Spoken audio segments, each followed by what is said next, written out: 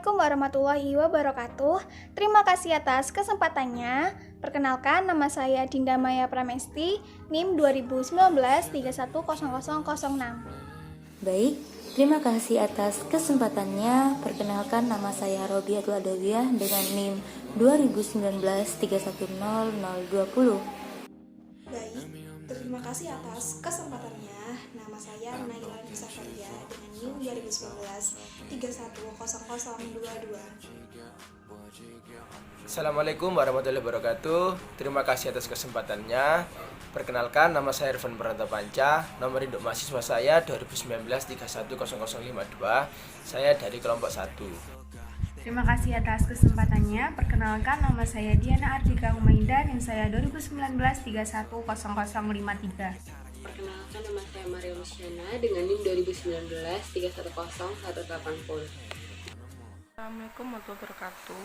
Saya Devi Putawardani dengan NIM 2019 310190. Perkenalkan, nama saya Dimas Kristianto dengan NIM 2019 310 197. Baik, terima kasih atas kesempatannya. Perkenalkan, nama saya Nindya Febrianti Rahim dengan NIM 2019 310239. Terima kasih atas kesempatannya. Perkenalkan, nama saya Muhammad Citra dengan NIM 2019 310263. Di sini saya akan menjelaskan tentang PPh Pajak 22. Landasan hukum PPh Pajak 22 yaitu terdapat pada pasal 22 UU PPh, PMK nomor 154/PMK 03 tahun 2010 dan PMK nomor 253/PMK 03 tahun 2008. Adapun definisi dari PPh Pajak 22 yaitu merupakan pajak yang dipungut atas aktivitas pembayaran atas penyerahan barang bagi institusi pemerintah, aktivitas impor barang, aktivitas penjualan atau pembelian barang industri tertentu, serta aktivitas penjualan barang mewah. Contohnya yaitu pajak yang dikenakan pada pengiriman atau impor produk otomotif, serta pajak yang dikenakan pada penjualan helikopter atau kapal pesiar yang termasuk pada barang-barang mewah.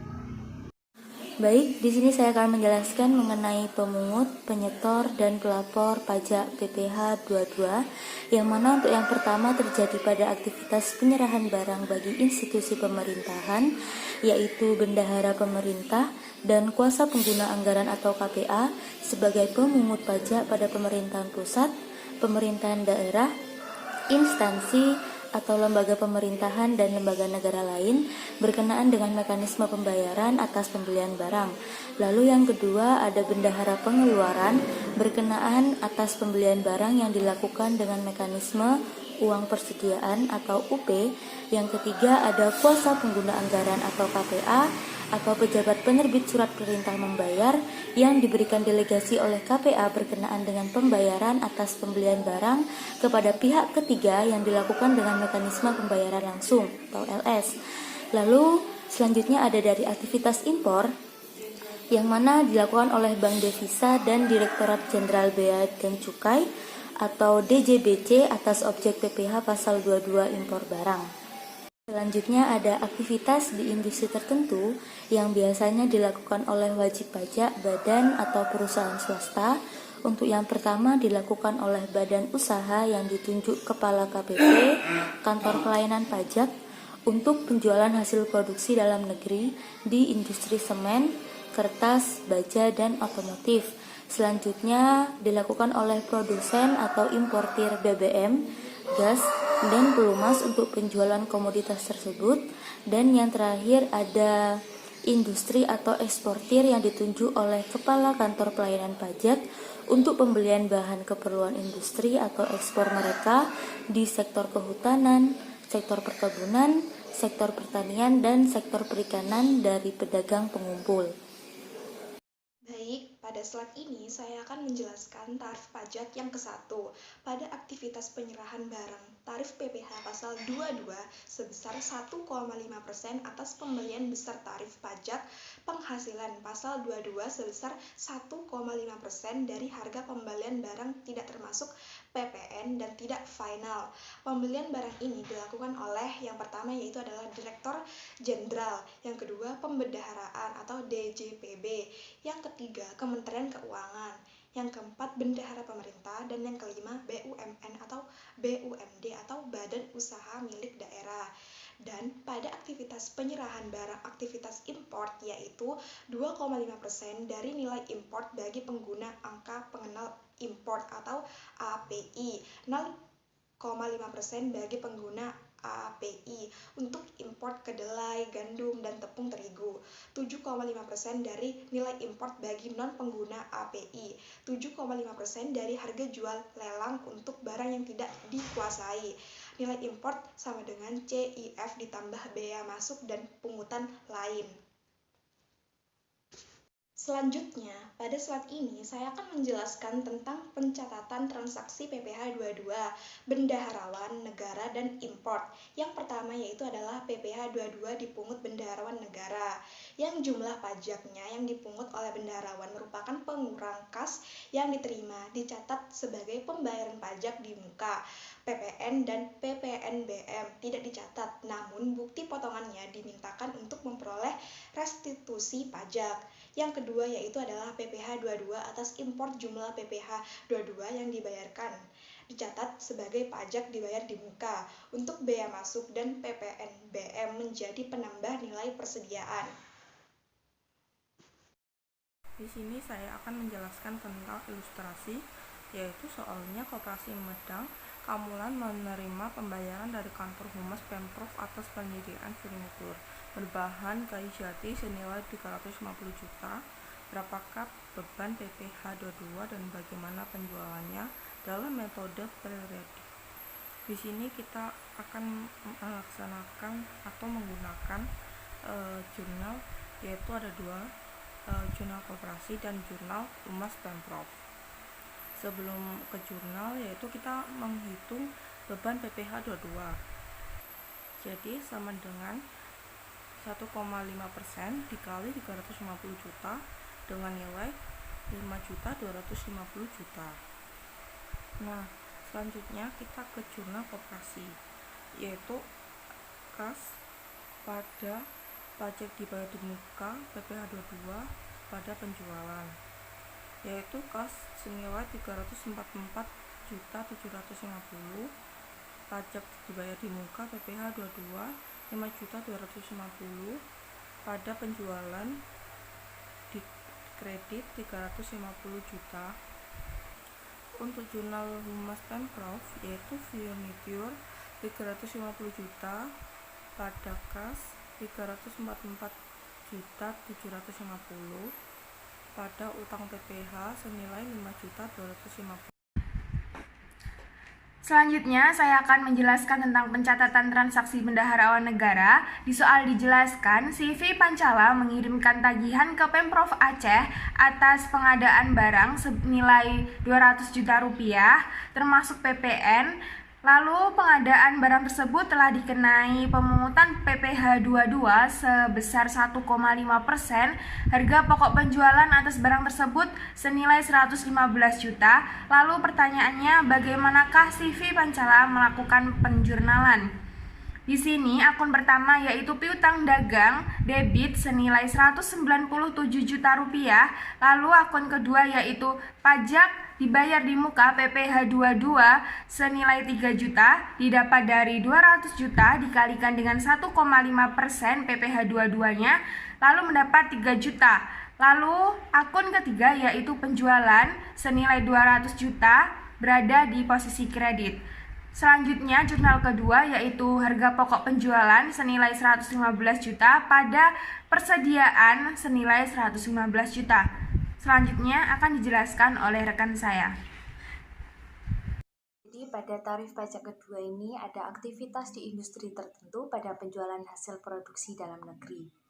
0,1% dari dasar pengenaan pajak PPN atau DPP PPN di industri kertas, 0,25% dari DPP PPN di industri semen, 0,45% dari DPP PPN di industri otomotif, 0,3% dari DPP PPN di industri baja. Jadi pada tarif pajak ketiga ada aktivitas di industri tertentu pada penjualan BBM, gas, dan pelumas. Jadi 0,25% dari harga jual BBM untuk penjualan ke SPBU Pertamina. Ada 0,3% dari harga jual BBM untuk penjualan ke SPBU non Pertamina. 0,3% dari harga jual minyak tanah, 0,3% dari harga jual gas, 0,3% dari harga jual pelumas, 0,25% dari harga beli untuk pembelian di industri kehutanan, perkebunan, pertanian, dan perikanan. Pada bagian barang sangat mewah, yaitu ada 5% dari harga jual, tidak termasuk PPN dan PPNBM. Baik, terima kasih atas kesempatannya. Di sini saya menjelaskan materi saya berkaitan dengan pencatatan transaksi PPh 22 industri tertentu. Ini dibagi menjadi dua. Yang pertama ada pihak pemungut dan yang kedua adalah pihak yang dipungut.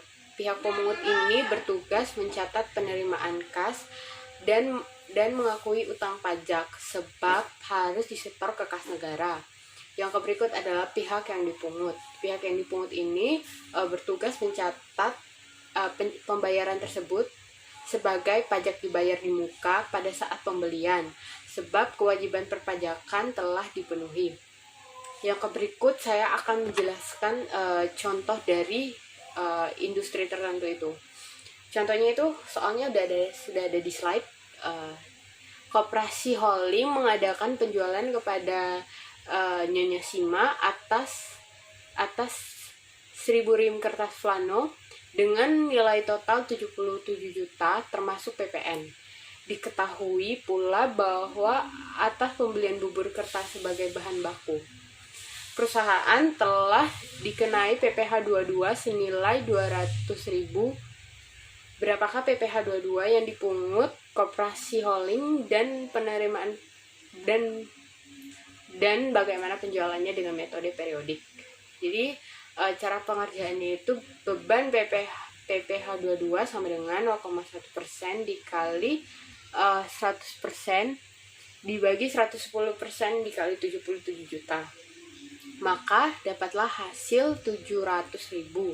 Nah, untuk jurnalnya sendiri, jurnal Koperasi Holdingnya sendiri itu piutang dagang ada di sisi debit sebesar 77.700.000, penjualan di sisi kredit sebesar 70 juta, utang PPh 22 di kredit sebesar 700.000 dan PPN keluar sebesar 7 juta. Sekian presentasi dari saya, terima kasih.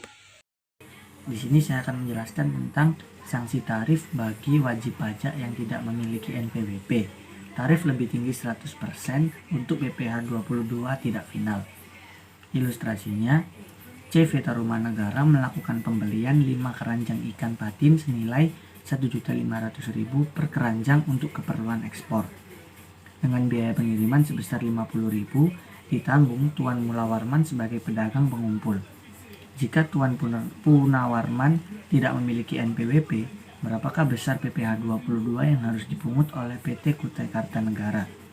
Dan jawabannya adalah untuk menghitung tarif PPh 22 yaitu persentasenya 0,25% dikalikan 1 ditambah 100% karena tidak memiliki NPWP, jadi tarif lebih tinggi 100% dan hasilnya adalah 0,5%. Lalu untuk menghitung beban PPh 22 nya adalah tarif PPh 22 0,5% dikalikan 5 karena 5 keranjang dan harganya 1.500.000 sehingga hasilnya adalah 37.500 untuk beban PPh 22.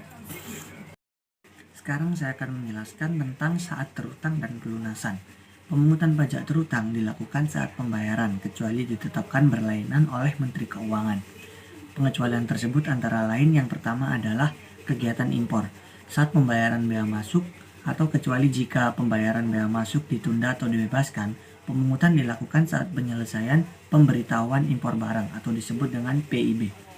Lalu ada juga kegiatan pembelian barang yang dilakukan saat pembayaran lalu ada pembelian hasil produksi yang dilakukan saat penjualan, dan penjualan hasil produksi yang bisa dilakukan saat penerbitan delivery order. Penyetoran hasil pungutan dilakukan ke bank persepsi atau kantor pos. Oke, di sini saya akan menjelaskan objek pengecualian dari pemungutan PPh pasal 22. Yang pertama ada impor barang atau penyerahan barang yang berdasarkan ketentuan peraturan perundang-undangan tidak terhutang PPh. Lalu selanjutnya ada impor barang yang dibebaskan dari pemungutan bea masuk dan PPN.